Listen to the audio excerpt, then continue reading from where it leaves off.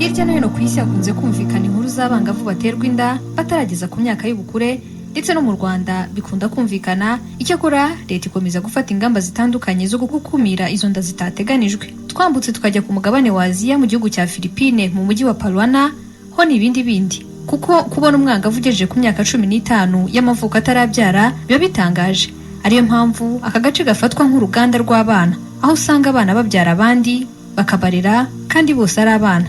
Imibare yerekana ko muri aka gace mu bangavu umwe muri 5 aba atwite cyangwa yarabyaye, kandi hafi ya bose baba baturuka mu miryango ikennye cyane ku buryo ifunguro ribona umugabo rigasiba undi. Urugero ni uwitwa Maimai, afite imyaka 13 y'amavuko, amaze imyaka 2 abana n'umugabo w'imyaka 22 y'amavuko. Avuga ko ubwo yari afite imyaka 11 aribwo yatwaye inda ya mbere, ariko ngo ntiyahise abimenya kugera amezi 7, bitewe n'uko se ari muri gereza ndetse na nyina akaba yarazanye undi mugabo. Ngo ntibyari byoroshye kugumana nabo, dore ko n'ibyo kurya nta cyizere ko biba biri buboneke. Ibyo ngo byatumye ajya kubana n'umugabo we kuko byibura ngo ashobora kumubonera ibyo kurya nubwo nabo bari mu buzima butoroshye. Ku rundi ruhande hari undi mwana w'umukobwa afite imyaka 14 y'amavuko, nibwo yabyaye umwana we wa mbere, ahita asanga umugabo we umurusha imyaka irenga 10 ndetse wari usanganywe abandi bana bagera kuri 4. Ariko uwo mugabo mu kwirinda ko yahanwa yiyemeje ko babana nk'umugore n'umugabo, ibintu bisanzwe bikorwa cyane muri ako gace. Icyakora inzego z'ubuyobozi ntizibonamo nk'ikibazo. Uyu ni umugabo we, yagize ati, I was so scared. Nari mfite ubwoba, iwabo mbwira ababyeyi be ko nzita ku mwana, barabyemera. Bimaze gufatwa nk'ibimenyerewe, yewe bisa nkaho ntacyo amategeko abikoraho.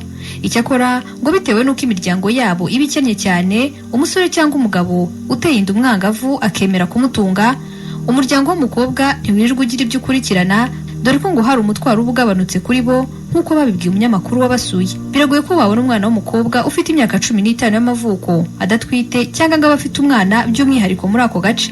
Icyakora ibyo babihengekera kuri leta, bavuga ko idashyira imbaraga mu kwigisha ibijyanye no kwirinda cyangwa uburyo bwo kuboneza urubyaro nk'uko bivugwa na bamwe mu bo byabayeho, ariko nanone bakabihurizaho na bamwe mu bahagarariye imiryango yishinze kurengera uburenganzira bw'abo bana baterwa inda bakiri bato. Here in Palawan, we have a government that doesn't spend very much money. Hano muri Palawan dufite leta idatanga amafaranga ahagije kuri gahunda zo kwirinda inda zitateguwe, ntibemera gushora amafaranga menshi kuri gahunda nk'izo.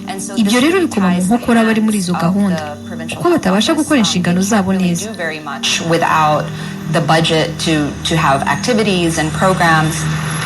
Muri iki gihugu cya Philippines gukuramo inda birabujijwe niyo waba wafashwe ku ngufu. Ibyo bituma habaho abacuruza imiti yo gukuramo inda, ariko mu buryo bw'ibanga rikomeye ndetse ku giciro kiri hejuru. Icyakora iyo bayigufatanye uhanishwa igifungo cy'imyaka 6. Imwe mu mpamvu ituma abangavu benshi baterwa inda bakazibyara hatitawe ku mpamvu n'imwe. Igipimo cy'abangavu baterwa inda gikomeje kuzamuka muri icyo gihugu, ndetse imibare y'umwaka wa 2022 yerekana ko 6.3% by'abangavu bari batwite, naho imibare iheruka yo mu mwaka wa 2013 ikerekana ko byazamutse bikagera ku gipimo cya 13.6%, kandi ni nako bava mu ishuri.